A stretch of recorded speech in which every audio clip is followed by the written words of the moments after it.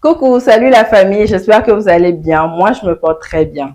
Alors, ça fait quelques jours que j'ai pas fait de vidéo. J'ai vu qu'il y a eu beaucoup de questions qui m'ont été posées sur Insta, parfois en privé ou dans les commentaires, raison pour laquelle j'ai décidé d'y répondre aujourd'hui. Alors, la première question dit ceci. Dorian, quelle est la différence entre un meurtre et un assassinat? Et quelle peine encourent des personnes qui ont commis de tels actes? J'ai beaucoup aimé cette question.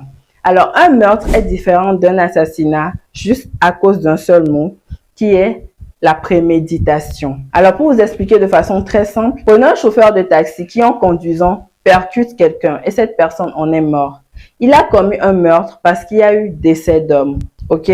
Maintenant, quelle peine est-ce qu'il va encourir? En affaire de meurtre, on parle jusqu'à 30 ans d'emprisonnement. Mais il peut y avoir des circonstances atténuantes, c'est-à-dire qu'on peut réduire la peine de la personne parce qu'il a percuté une personne de façon involontaire sans le savoir, mais il n'a pas fui cet acte. Mais il peut y avoir aussi des circonstances aggravantes, dans le sens où cette personne, après avoir commis ce meurtre, fuit le lieu du meurtre. Là, il y aura des circonstances aggravantes. Maintenant, prenons l'assassinat. L'assassinat peut aller jusqu'à perpétuité, hein, les amis. Tu peux être enfermé jusqu'à perpétuité pour avoir tué quelqu'un, simplement parce que tu as prémédité cela. C'est-à-dire que tu t'es réveillé pendant des mois là. Toi, ton travail était de noter tous les endroits que cette personne fréquentait. Tu as choisi ta cible et tu l'as tué parce que c'est ce que tu voulais. Là, c'est un assassinat et ça va jusqu'à perpétuité. La personne qui m'a posé cette question, j'espère que c'est pas fait des bêtises. Hein. En tout cas, continuons. Deuxième question. On dit, Dorian, explique-nous le mot sursis. Dans les affaires de justice, parfois, on parle de condamnation avec sursis. C'est-à-dire, vous avez un an d'emprisonnement avec sursis. Alors, que signifie sursis? De façon très simple, le sursis veut dire que vous n'aurez pas une privation de liberté en tant que telle. C'est-à-dire, vous ne serez pas enfermé en prison. Vous serez dehors, mais à des conditions bien réglementées, fixées par le juge ou par la décision de justice. Prenons l'exemple d'une personne qui a été enfermée pour diffamation. Ok?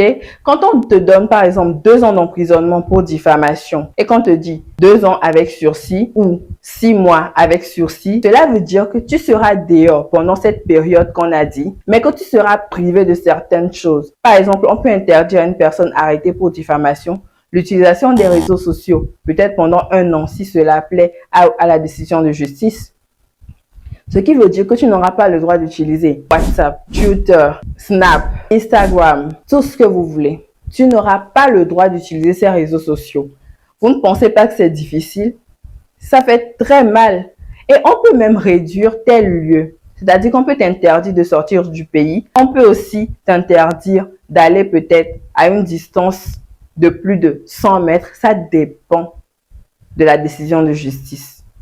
Ce qui veut dire que tu es dehors, mais tu n'es pas libre. C'est-à-dire que, imagine que ton téléphone est ton moyen le plus sûr pour réaliser tes affaires. Tu es un homme d'affaires, tu dois voyager, mais tu as été arrêté avec sursis. Vous pensez que c'est être enfermé en prison seulement qui est difficile? Il y a des gens là dehors qui sont en prison, hein, les amis. Mais ils ne peuvent rien y faire. C'est comme ça. Troisième question. Dorian, quel âge as-tu? Déjà, c'est un homme qui a posé cette question. Et je trouve, qu'on m'a toujours dit, que c'est impoli de demander l'âge d'une femme. Donc, dites-moi dans les commentaires, s'il vous plaît, quel âge est-ce que vous me donnez?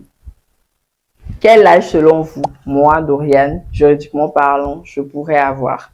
Prochaine question dit, quel genre d'études as-tu fait juridiquement parlant? Alors, déjà, j'ai fait des études de droit. Et le droit, c'est quelque chose qui m'a toujours passionné. Mais il faut dire que le droit n'a pas été la première option qui m'est venue en tête lorsque j'ai voulu commencer mon année universitaire. Le droit a été la 3e option, mais qui aujourd'hui est l'option que je rends grâce d'avoir choisi. J'ai fait la série D, donc j'ai toujours voulu devenir docteur. Mais j'ai appris très vite que j'étais nulle en sciences et que quand je vois le sang, je peux m'évanouir. Qui, comme moi, la vue du sang s'évanouit, s'il vous plaît. Donc, j'ai vu que l'option là, c'était pas pour moi. Alors, étant donné que je suis une personne très fanatique de la littérature, une personne qui aime le français, la littérature et qui aime parler surtout, j'ai décidé de vouloir faire ce qu'on appelle le journalisme. Mais je n'ai pas su vite passer le concours là en début d'année. Tout s'est passé très rapidement, comme si Dieu me guidait au fait. Et je me dis toujours que c'est lui. Et j'ai eu la dernière option qui était le droit, parce que le droit ouvre les portes sur plusieurs domaines ou secteurs d'activité. Et donc, j'ai choisi le droit. Avec le temps, j'ai tellement aimé le droit. Donc, j'ai fait des études de droit. Et pour être plus clair, j'ai fait le droit privé. Je suis privatiste. Parce que le droit public, je sais pas, mais je n'ai pas cette joie à faire le droit public. Donc, j'ai fait le droit privé. Dites-moi dans les commentaires s'il y en a qui ont fait le droit public et s'ils trouvent ça intéressant ou ceux qui prévoient faire le droit à l'université. Quel droit vous choisirez? Prochaine question. Dorian, pourquoi la création d'une chaîne YouTube pour parler du droit du côté juridique? Alors, j'ai eu l'idée de créer ma chaîne YouTube. Quand j'ai voulu la créer, faut dire que j'ai cherché quelle niche choisir pour créer cette chaîne. Mais j'ai trouvé que c'était cette niche-là qui était bien. Parce que cette chaîne est là pour sensibiliser les gens, pour aider les gens à connaître des côtés des choses qu'ils ne maîtrisent pas. Et je ne possède pas la totalité du savoir. Je ne possède pas le monopole du savoir, comme on le dit si bien, mais j'espère que quelques apports que je fais ici peut aussi aider quelqu'un là où il se trouve. La question qui vient dit, juridiquement parlant, souvent tu aimes défendre dans tes développements, tu aimes faire des argumentations, tu parles vraiment, on a l'impression que ton rêve c'est de devenir avocate.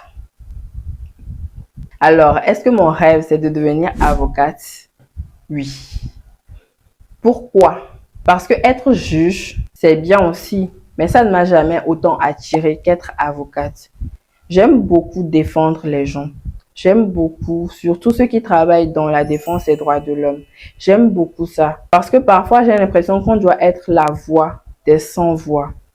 On doit être le porte-parole de ceux qui n'ont pas de parole. Il y en a des gens qui souffrent. De la même façon que j'ai fait la vidéo sur le viol, l'inceste et la pédophilie, les gens m'ont écrit pour me dire de toutes tes vidéos, c'est notre vidéo préférée. Et moi aussi, c'était ma vidéo préférée. C'est vrai que toutes mes vidéos me plaisent, mais celle-là en particulier. Pourquoi? Parce que il y a des gens qui souffrent de ce genre de choses, surtout de la pédophilie et de l'inceste. Les gens en souffrent, mais n'en parlent pas, par honte, par peur. Oui, de ce que dira les autres. On a peur de ce que dira la société à propos de nos souffrances, de ce qu'on vit parce qu'on a honte de le dire. Mais cela nous tue de l'intérieur. Quel est l'intérêt de garder de telles souffrances en nous?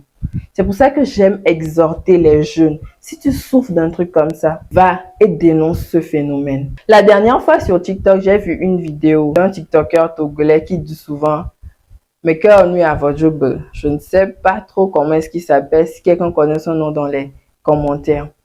Alors, il était venu sur TikTok avec une jeune femme enceinte et il est venu raconter l'histoire de cette jeune femme. Que c'est comme ça, elle s'est faite violer. Elle-même, la jeune femme m'a dit qu'elle était allée à une soirée et qu'elle avoue qu'elle était un peu saoulée. Alors, elle a pris un Z-Man. En partant, le Z a commencé à passer dans les corners et tout et tout. Le Z lui a dit non, qu'elle va arriver à destination. Arrivée dans un endroit sombre, le Z-Man descend et le Z-Man la viole. Après ce tac, quand elle rentre à la maison, elle n'a dit cela à personne, pensant qu'on n'allait pas la croire. Et surtout, quel courage aurais-je pour dire qu'on m'a violée? Alors elle s'est tue sur cette situation. Des semaines, des mois plus tard, elle s'est rendue compte qu'elle était enceinte. Et donc cet homme, ce TikToker est venu sur les réseaux mobiliser, dire aux gens de l'aider parce qu'elle dit qu'elle n'a aucun moyen pour suivre sa grossesse, non seulement à l'hôpital, mais jusqu'à l'accouchement. Elle n'a aucun sou pour subvenir aux besoins de cet enfant. Je suis rentrée dans les commentaires. Ce que j'ai vu m'a indignée. Certains ont dit, oui, prostituée, qu'est-ce que tu faisais tard dans la nuit au lieu d'être avec tes parents? D'autres ont dit des trucs. Ce sont ce genre de paroles qui empêchent les gens qui souffrent de dire ce qu'ils ressentent. Pourquoi? Parce que vous jugez. Vous n'avez pas l'esprit critique, mais vous avez plutôt l'esprit de critique. Arrêtez d'avoir l'esprit de critique, de critiquer, de juger, parce que vous ne savez pas de quoi est fait demain. Vous pourriez être à la place de cette jeune femme. Mais ce qui m'étonne, c'est que c'est souvent nous les femmes qui jugeons encore plus, alors que nous, Nous sommes des femmes. C'est plutôt à nous d'amener la paix, la tranquillité et surtout d'être consciencieuses. Mais non, nous jugeons les premières. Qui es-tu toi pour jeter la première pierre? Je ne sais pas.